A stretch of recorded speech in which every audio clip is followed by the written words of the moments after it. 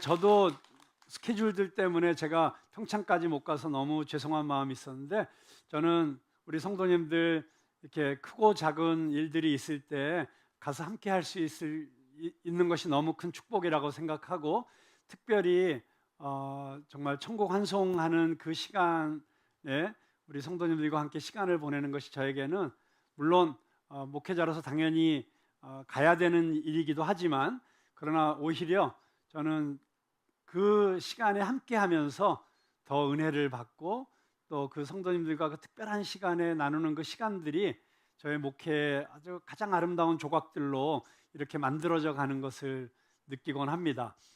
모든 그 장례 때마다 제가 그때그때 주시는 하나님의 말씀이 있고 은혜가 있긴 하지만, 제가 정말 잊지 못하는 장례식이 있는데, 우리 그 전봉숙 장로님이 여러분 뭐 잘 아시지만 우리 안정환 선수의 장모님이시잖아요. 그래서 많은 축구 선수들이 우리 장로님을 이렇게 어머니처럼 따르고 하는데, 그 중에 특별히 아끼는 후배를 전도를 하셨어요.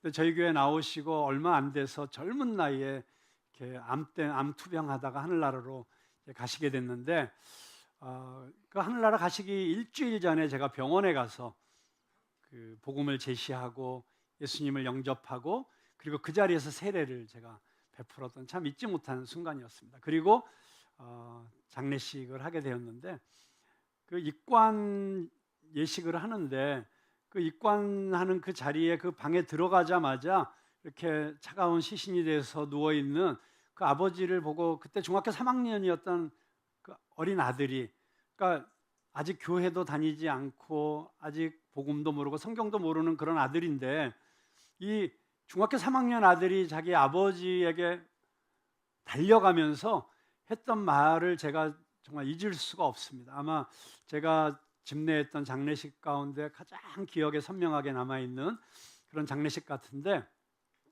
그 아들이 누워있는 아빠에게 달려가면서 아빠 하면서 세 가지 이야기를 했어요. 저는 근데 그 세 가지 이야기가 어쩌면 우리 모두에게 가장 중요한 질문이 될 수 있다고 생각합니다. 특별히 죽음이라는 주제를 놓고 생각할 때, 가자마자 아버지에게 한 말이 뭐냐면, 아빠 좋은 데 갈 거지? 꼭 좋은 데 가야 돼? 아빠 좋은 데 갈 거지?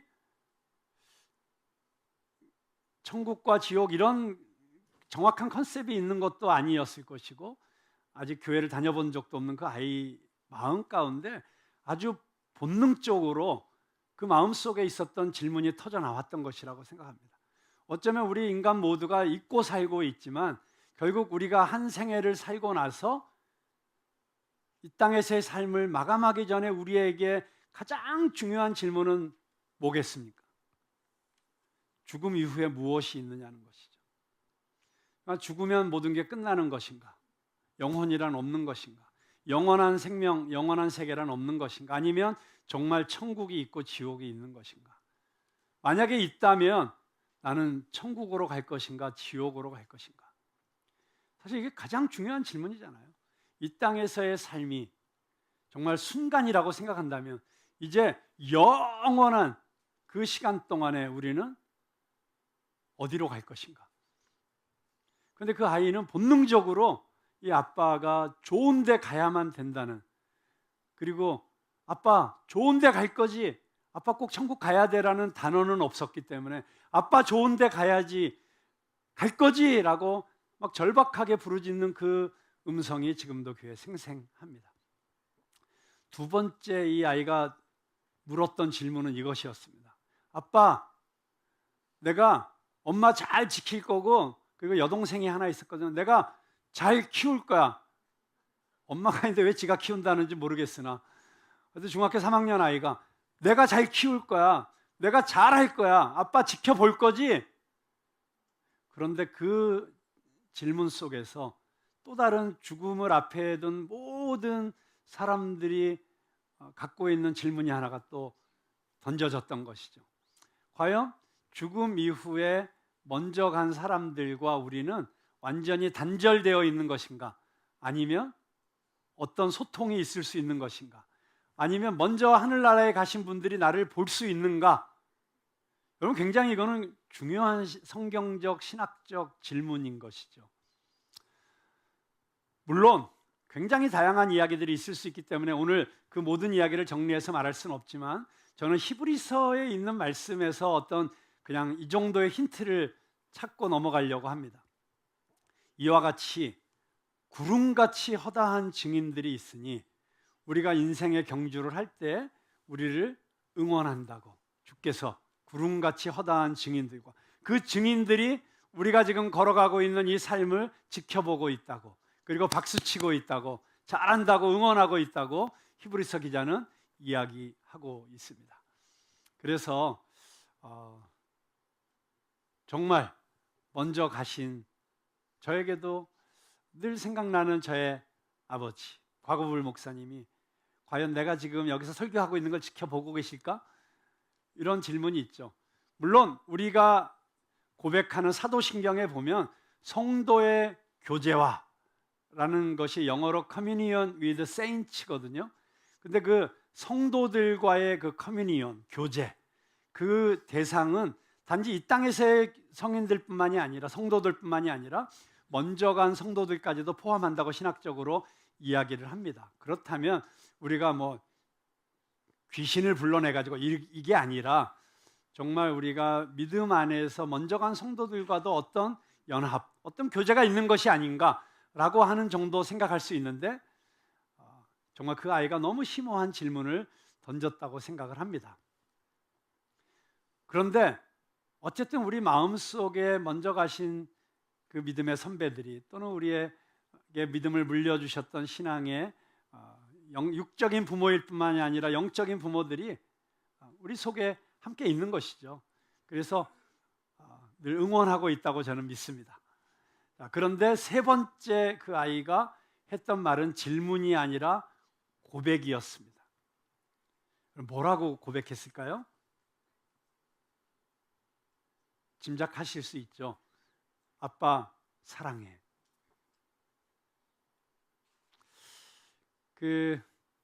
저희 때만 해도 부모와 자식 간에 사랑한다는 고백이 좀 쉽지 않았었던 때 같아요. 저도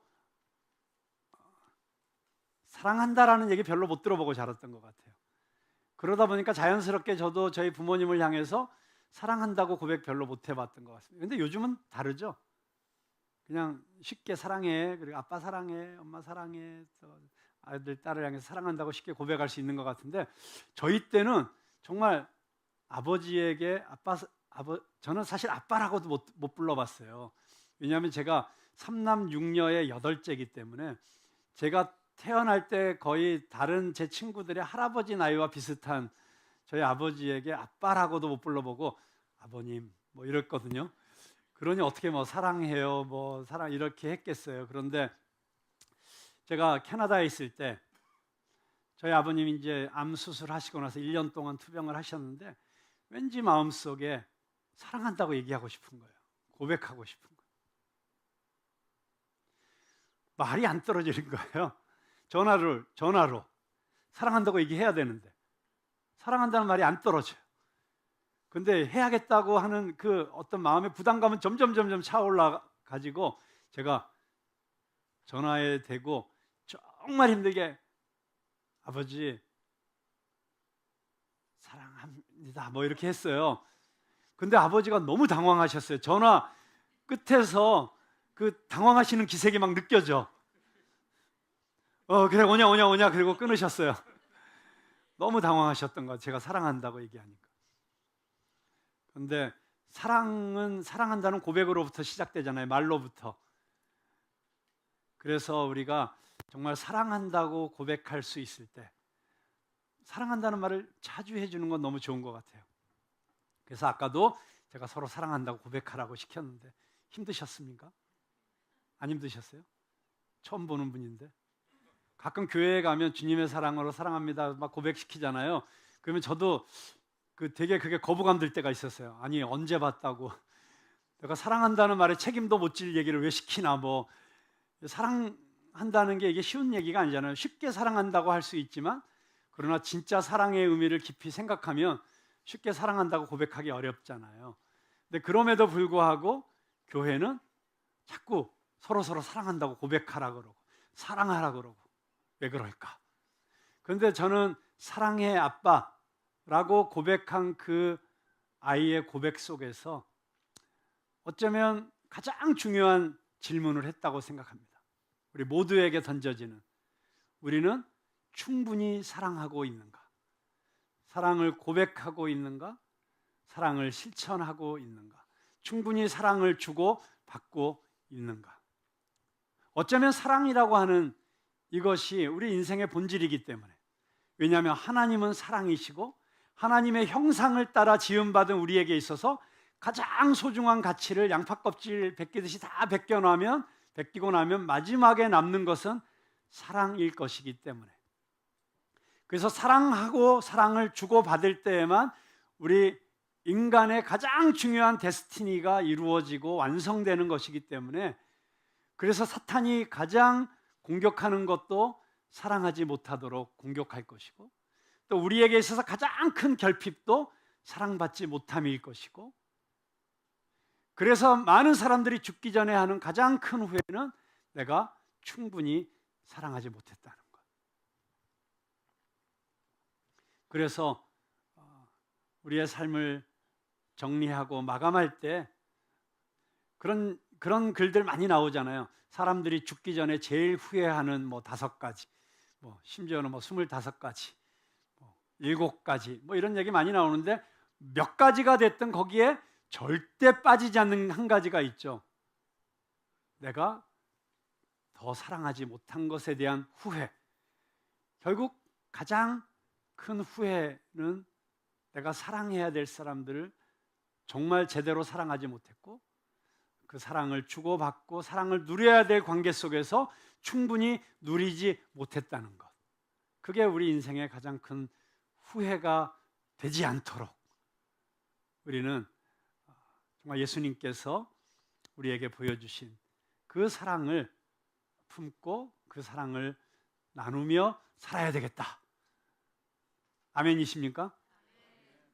자, 죽음을 앞에 두신 예수님께서 그래서 제자들에게 마지막 유언과 같은 말씀을 하시죠.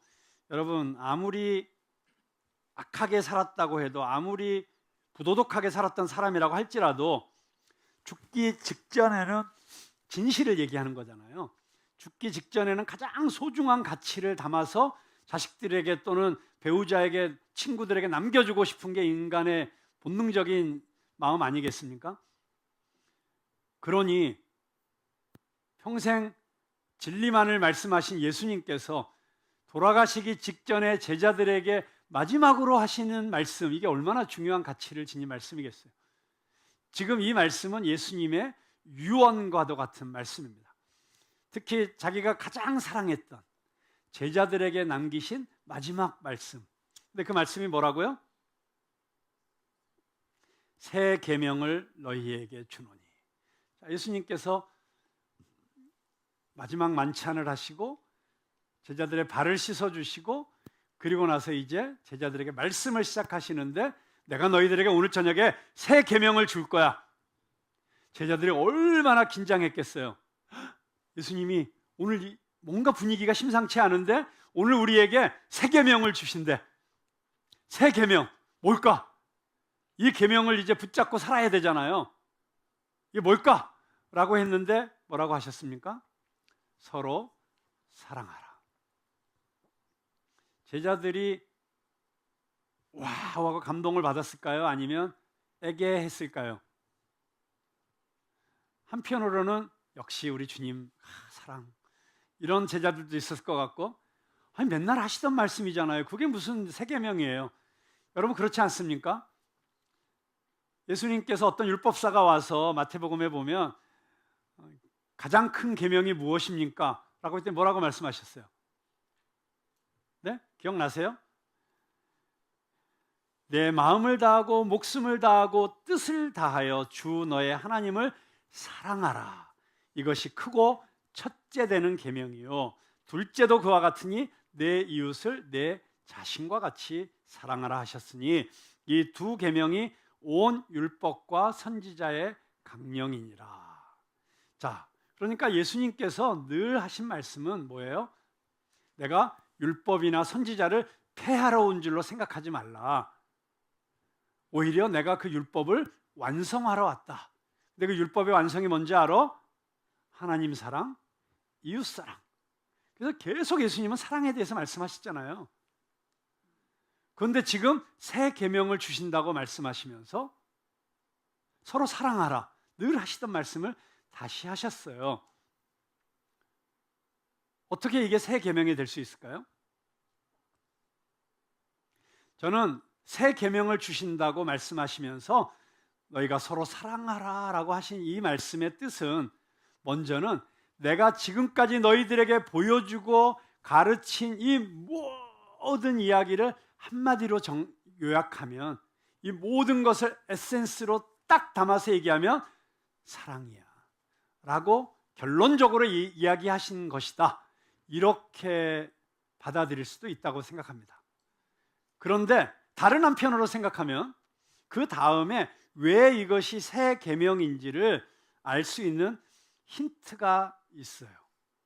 뭐냐면 서로 사랑하라 라고 하신 다음에 내가 너희를 사랑한 것 같이. 여러분, 이게 답이라는 생각이 들어요. 여러분, 사랑에 대한 정의는 사람마다 다 다르지 않습니까? 사랑이 무엇냐고 물으신다면 한번 서로 물어보시겠어요?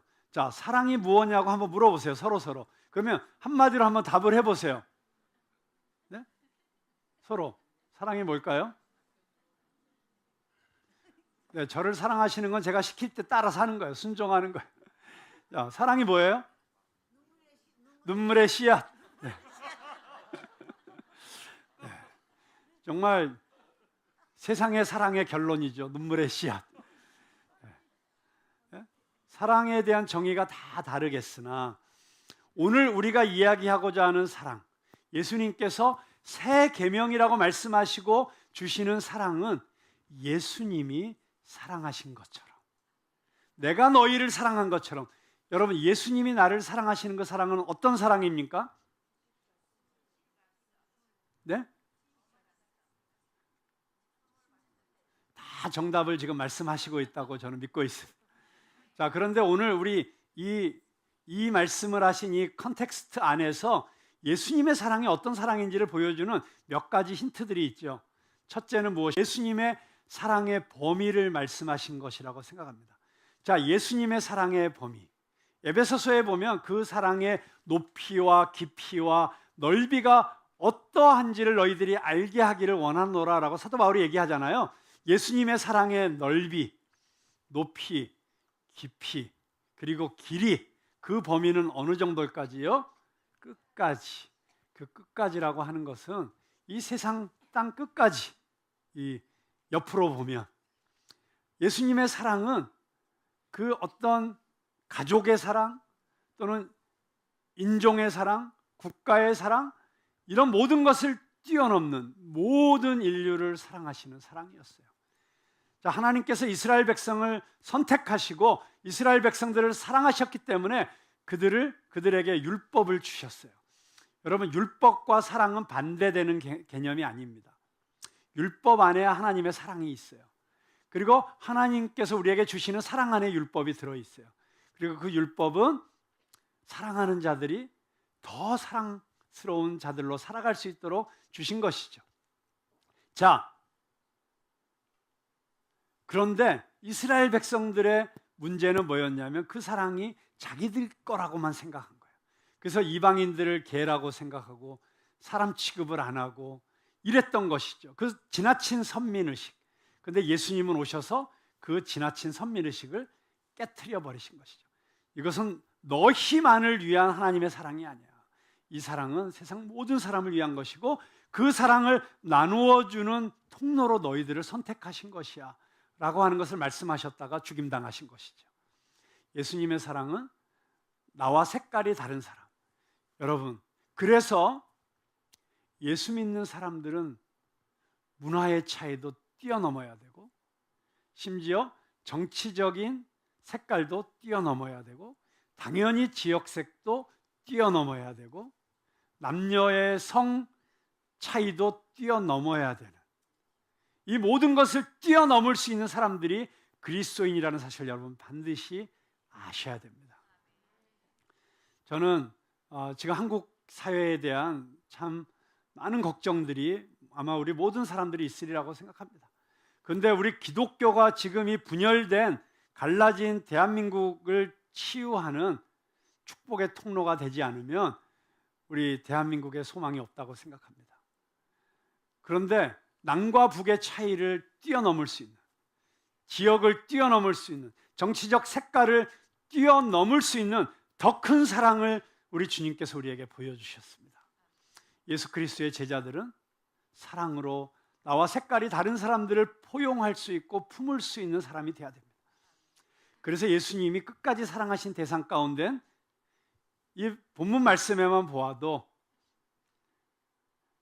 해가 뜨기 전에 3번 나를 부인할 베드로도 사랑하시고, 심지어 은 30냥의 나를 팔아먹는 가롯 유다까지도 사랑하시는 예수님의 모습이 여기 드러나고 있는 것입니다. 여러분, 가롯 유다 너무 불쌍한 사람이죠. 그런데 이 요한복음 13장에만 봐도 예수님이 가롯 유다에게 계속 기회를 주시고 계세요. 이 가운데 나를 팔 자가 있다. 너희가 다 깨끗하지만 다 깨끗한 건 아니다.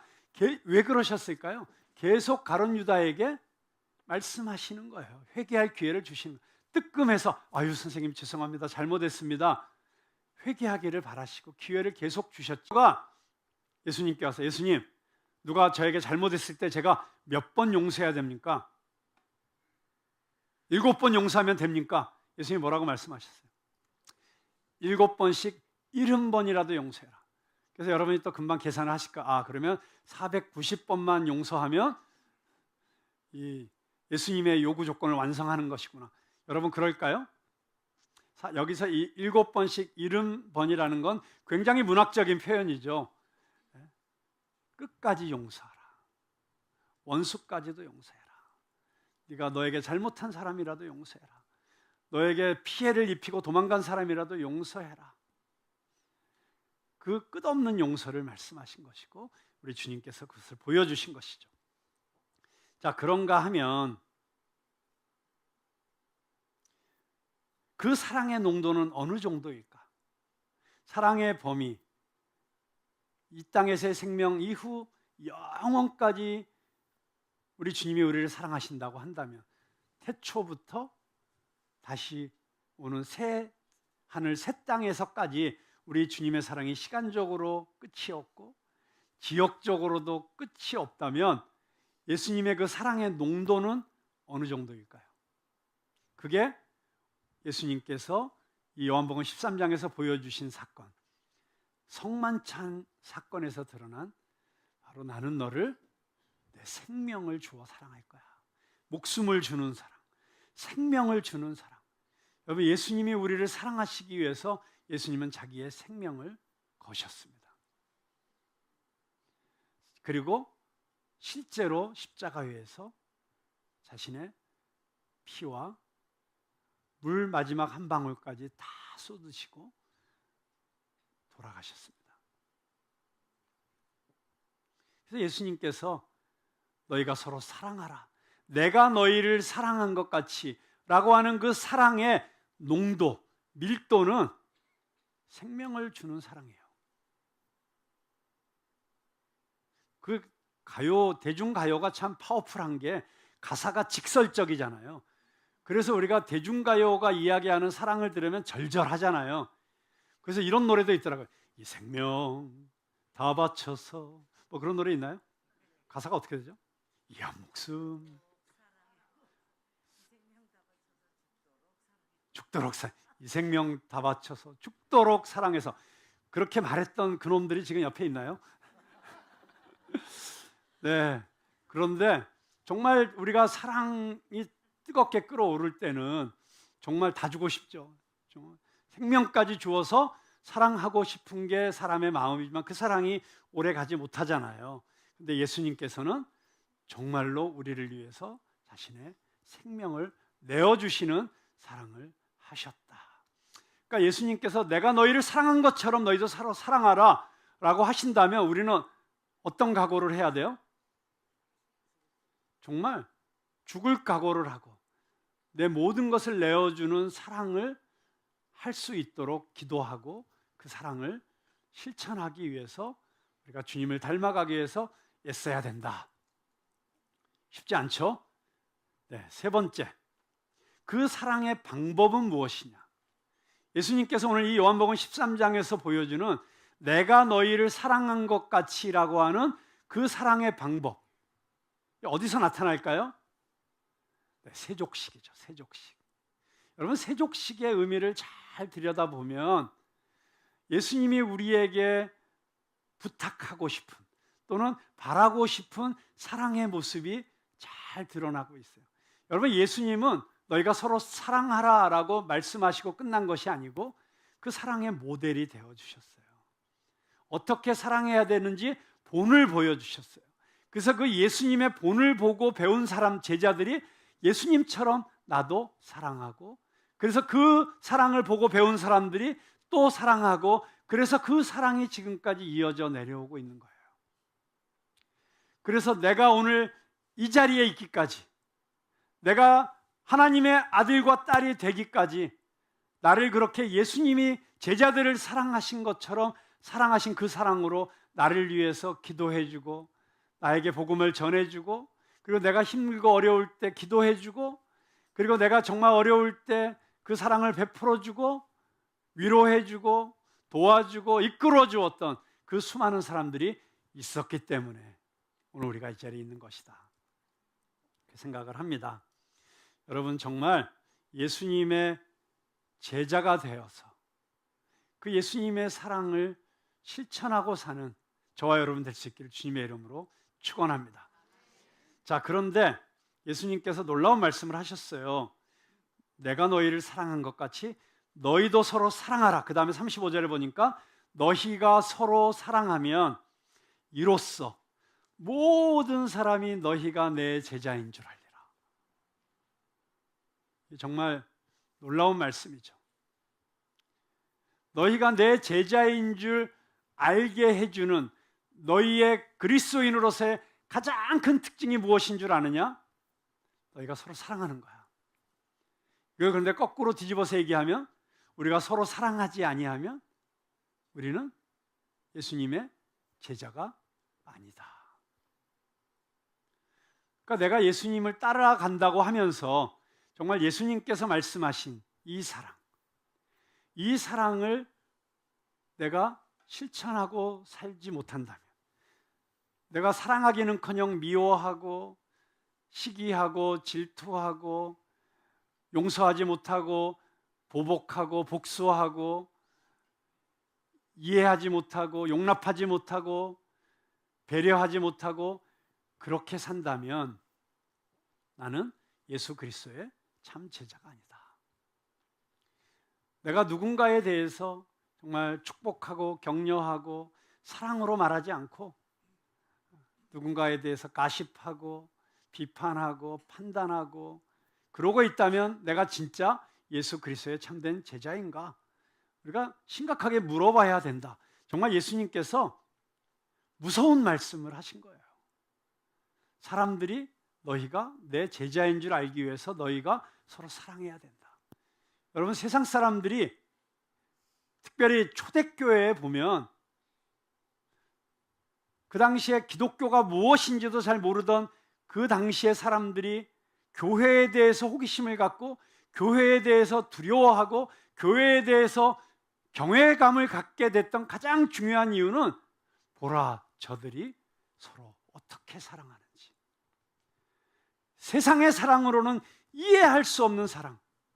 세상 사람들이 말로는 사랑한다고 하면서도 실제로는 전혀 사랑하지 않고 사랑도 지나치게 자기중심적이고 이기적인 사랑을 하는 그런 문화 속에서 아가페의 사랑, 하나님의 사랑, 예수님께서 십자가에서 보여주셨던 바로 그런 사랑으로 사랑하는 그 모습을 보면서 처음에는 놀라고 그 다음에는 부럽고 그러다가 그 다음에는 두려운 것이죠. 저게 뭐지? 어떻게 저게 가능하지? 말도 안 되는 저런 사랑을 하게 만드는 도대체 저 힘은 뭐지? 라고 떨게 만들었던, 존경하게 만들었던 그것이 서로 예수님의 사랑으로 사랑하는 바로 그 모습이었다고 하는 것입니다. 자, 구체적으로 그 사랑이 어떻게 나타나는가? 예수님은 말씀만으로 하지 않고 발을 씻겨 주셨잖아요. 이 모습도 굉장히 놀랍다고 생각합니다. 너희가 사랑하기 위해서 너희들이 지금 생명을 내놔야 돼 라고, 또 너희 전 재산 팔아서 다 내놔야 돼, 이렇게 얘기하시지 않고 발을 씻어 주시면서 너희가 서로 사랑하라, 내가 너희의 발을 씻은 것 같이 너희도 서로 발을 씻어라 말씀하신 걸 볼 때 한편으로는 이런 생각이 들어요. 아, 예수님이 내가 할 수 없는 불가능한 것을 부탁하신 것이 아니고 예수님은 우리에게 우리가 할 수 있는 것을 시키셨구나. 예를 들어 나보고 어디 가서 순교하라 그러면 지금 못하잖아요. 근데 발을 씻으라면 그것도 어려운가? 씻을 수 있잖아요. 예수님이 우리에게 어려운 걸 시키신 게 아니라 누구라도 쉽게 할 수 있는 걸 시키셨죠. 물론 그 당시의 문화권에서, 그 당시의 어떤 사회 질서 속에서 보면 가장 낮은 계급의 종들 가운데서도 제일 낮은 신분의 종들이 그 손님들의 발을 씻기는 일을 했으니까 쉽지 않았겠으나, 그래도 예를 들어 죽은 사람을 일으키라든지 아픈 사람 기도해서 치유하라든지 신유의 기적을 베풀라든지, 이건 아무나 할 수 있는 건 아니잖아요. 근데 발을 씻는 건 맘만 먹으면 누구라도 할 수 있잖아요. 우리 신미식 작가님이 마다가스카르에 있는 동안에 너무 아름다운 사진과 영상들을 많이 보내주셨어요. 근데 그 중에 하나 너무 감동적인 장면이 있었는데, 마다가스카르 현지인 교회에 예배를 드리러 갔는데 그 예배 장면이 너무 아름다운 거예요. 근데 그 중에 한 순서가 뭐냐면, 그 교회는 그날 그 교회에 온 여행객들이 예배를 드리러 오면 세족식을 해주는 거예요. 누가 오든지. 야, 참 의미 있다 생각을 했어요. 그 여행객들의 발을 씻어주는 그 아름다운 전통. 근데 그 가운데 굉장히 많은 이야기가 담겨 있잖아요. 그래서 정말 우리가 이 예수님께서 발을 씻어주시면서 보여주신 그 모습 속에 담겨 있는 그 사랑의 진정한 의미, 그것을 깊이 묵상하고, 그리고 그것을 구체적으로 내 삶 속에서는 어떻게 실천해야 될지 우리가 고민해야 된다고 생각합니다. 그리고 저는 그런 모든 고민의 끝에서 사도 바울이 내가 예수님으로부터 배운 사랑은 바로 이런 거야, 나에게 있어서 예수님이 너희가 서로 사랑하라 라고 말씀하시면서 우리에게 보여주신 사랑은 이런 거야 라고 정리를 해주신 게 있어요. 그러니까 너무 고맙죠. 여러분, 나도 그러면 예수님처럼 사랑해야지. 내 배우자를 사랑하고, 우리 자식들을 더 사랑하고, 우리 친구들을 더 사랑하고, 내 학교 동창들을 더 사랑하고, 우리 회사 직원들을 더 사랑해야지. 근데 그 사랑을 그럼 구체적으로 어떻게 해야 되지? 여러분들이 너무 고민하지 않도록 사도 바울이 요점 정리해 주셨어요. 그게 뭘까요? 고린도전서 13장 4절부터 7절에 내가 이해하는 예수님의 사랑은 이런 거야 라고 말씀해 주셨어요. 한번 외워보시겠습니다. 시작.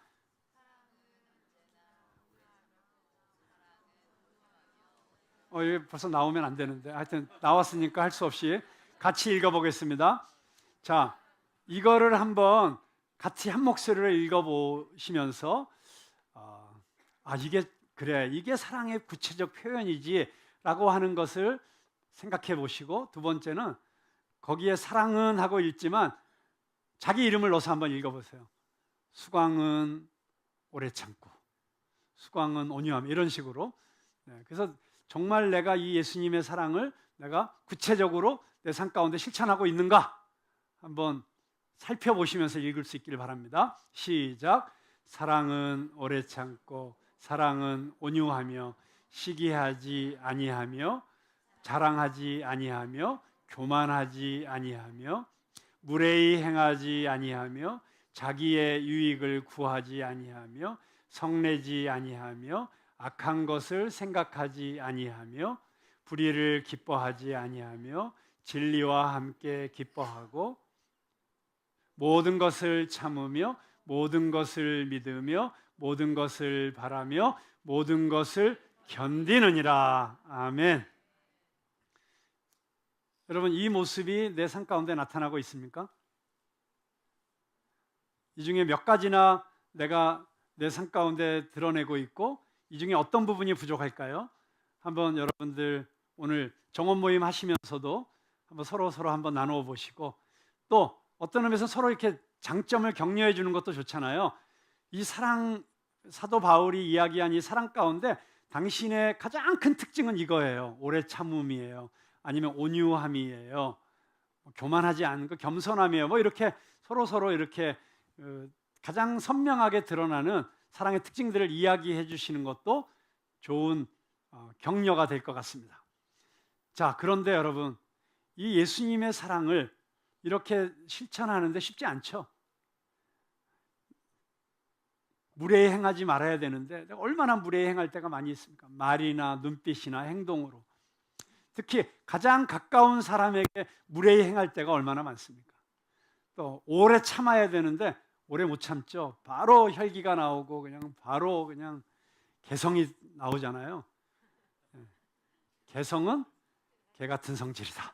그러니까 막 개성이 터져 나오고 그럴 때마다 후회하지만 나는 언제나 주님을 닮나. 그런데 주님께서 내가 너희를 사랑한 것 같이 너희도 서로 사랑하라 라고 하시면서 이게 우리에겐 불가능하다는 사실을 이미 알고 계셨어요. 그래서 예수님께서 우리에게 이제 이 다락방 만찬에서 마지막에 주님께서 주시는 약속이 있어요. 뭘까요? 내가 떠나고 나면 너희에게 보혜사 성령이 오실 거야. 여러분, 성령이 우리에게 임하시면 우리가 이 사랑을 할 수 있게 되는 것입니다. 우리 힘으로는 불가능한 것이 성령께서 우리와 함께 하시고 성령이 동행하시고, 그래서 성령께서 내 입술을 주장해 주시고 성령께서 내 생각을 다스려 주시고 성령께서 나를 위해서 중보해 주시고 성령께서 나를 이끌어 주시면 지금은 완전하지 않지만 온전한 예수 그리스도의 모습을 닮아갈 수 있도록 우리를 이끌어 주실 것이다. 여러분, 그래서 성령과 동행하는 삶을 살게 되면 우리 삶에 열매가 맺히게 돼요. 그 열매가 뭘까요? 바로 갈라디아서에서 이야기하는 성령의 9가지 열매. 그 성령의 9가지 열매가 여러분, 놀랍게도 이렇게 성경학자들이 해석을 합니다. 오직 성령의 열매는, 근데 열매들은 이라고 안 하고 열매는 단수로 얘기하거든요. 왜냐하면 이 모든 9가지 열매가 한 열매다. 그게 사랑이다. 그래서 사랑이라는 열매 안에 나머지 8가지가 다 포함되어 있는 거예요. 여러분, 그러니까 이 사랑이 얼마나 중요한 것입니까? 모든 율법의 완성이 사랑이라고 하잖아요. 왜요? 구약 성경에서 하나님께서는 사람들이 서로 사랑하지 못하고 사니까 그것을 해라, 하지 마라 라고 하는 율법을 주셨잖아요. Do and do not로 율법을 주셨는데 그 모든 해라, 하지 마라가 사랑하면 다 해결되는 거예요. 사랑하면 하게 돼 있고 사랑하면 안 하게 돼 있는 거예요. 그러니까 사랑이 충만하면 이 모든 게 되는 거거든요. 율법이 그래서 완성되는 거거든요. 마찬가지로 성령의 이 모든 열매들도 우리가 사랑 가운데 다 이루어지는 거예요. 자, 그러면 갈라디아서 5장 22절, 23절 말씀 함께 읽어보겠습니다. 시작. 오직 성령의 열매는 사랑과 희랑과 화평과 오래 참음과 자비와 양성과 충성과 온유와 절제니 이 같은 것을 금지할 법이 없느니라. 아멘. 그렇습니다. 여러분, 그래서 성령이 임하니까 이 모든 것들이 되어지기 시작하는 거예요. 그렇게 서로 누가 더 높은 자리에 올라갈 것인가, 누가 더 많이 가질 것인가 서로 시기하고 서로 손가락질하고 했던 제자들이 마가의 다락방에서 성령이 임하시니까 어떤 존재들이 됐습니까? 그 이전과는 완전히 다른 사람들이 됐어요. 성령이 임해서 만들어진 초대교회 공동체는 어떤 공동체였습니까?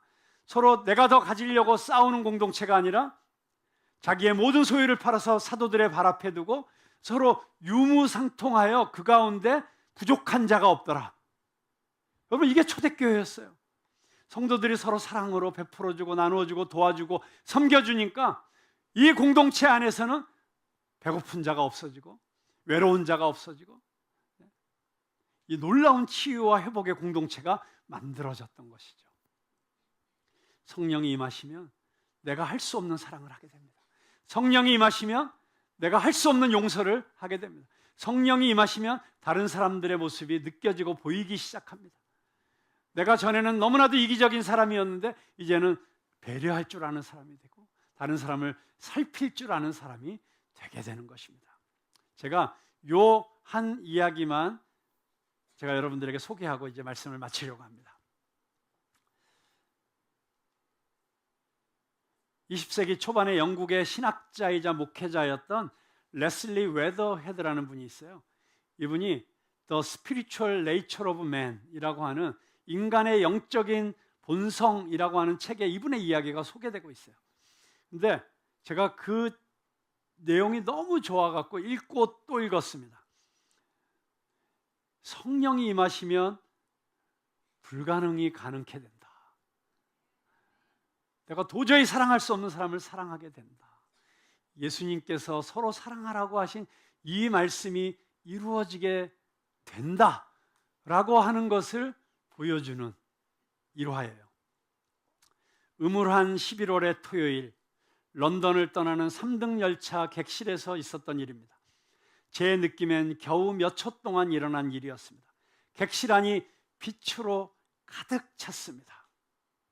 저는 이 빛이 오늘 우리에게도 임하게 되기를 바랍니다. 이럴 때 조명의 빛을 확 해야지 이게 비주얼 이펙트가 되는 건데. 자, 이렇게밖에 그 순간을 설명할 길이 없습니다. 왜냐하면 볼 수 있는 것은 아무것도 없었기 때문입니다.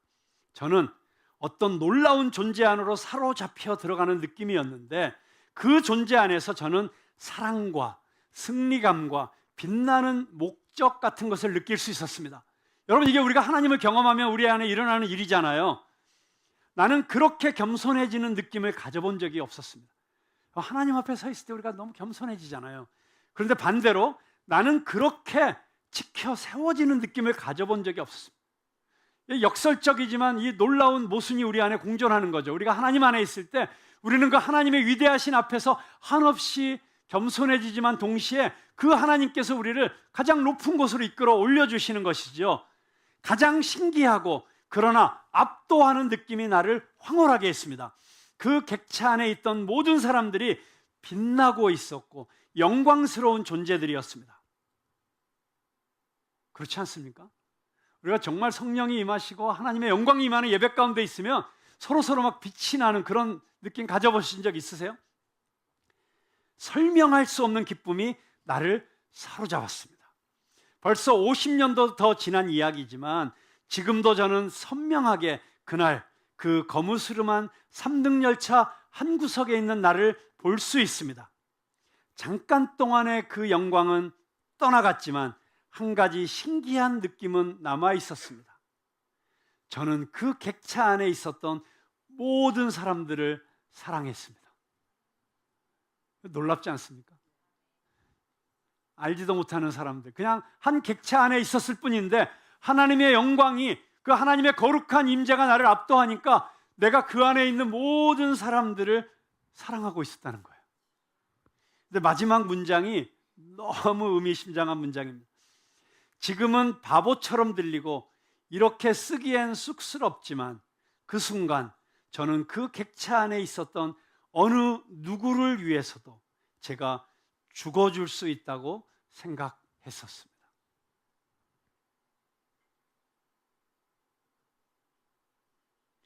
이게 하나님의 사랑이 우리를 사로잡는 사건이라고 생각합니다. 성령께서 충만하게 우리 안에 임하실 때 나의 인간적인 본성으로서는 도저히 할 수 없었던 그 사랑의 행위들, 고린도전서 13장에 나오는 그 모든 사랑이, 그리고 갈라디아서의 그 성령의 열매들이 우리 안에서 열매 맺히고 우리의 삶을 통해서 드러나게 될 것이라고 하는 것입니다. 여러분, 이런 사랑을 사모하지 않으십니까? 이런 사랑의 존재가 되고 싶지 않으십니까? 그래서 우리의 삶이 다하는 그 순간 나는 후회 없이 사랑했노라.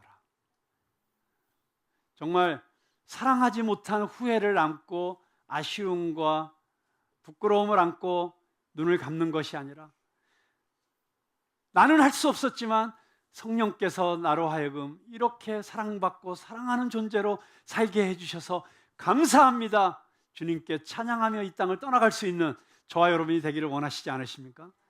그렇다면 이 시간 우리 다시 한번 우리 그 성령님을 초청했으면 좋겠습니다. 사랑의 영이신 성령님, 사랑 그 자체이신 예수 그리스도를 우리로 하여금 만나게 해주시고 우리의 삶의 주인으로 영접하셔서 우리를 다스리게 해주시고 끊임없이 십자가 앞에서 그 사랑을 확인할 수 있도록 도와주시는 그 성령님을 우리가 초대하며 우리가 주님 앞에 나아갔으면 좋겠습니다.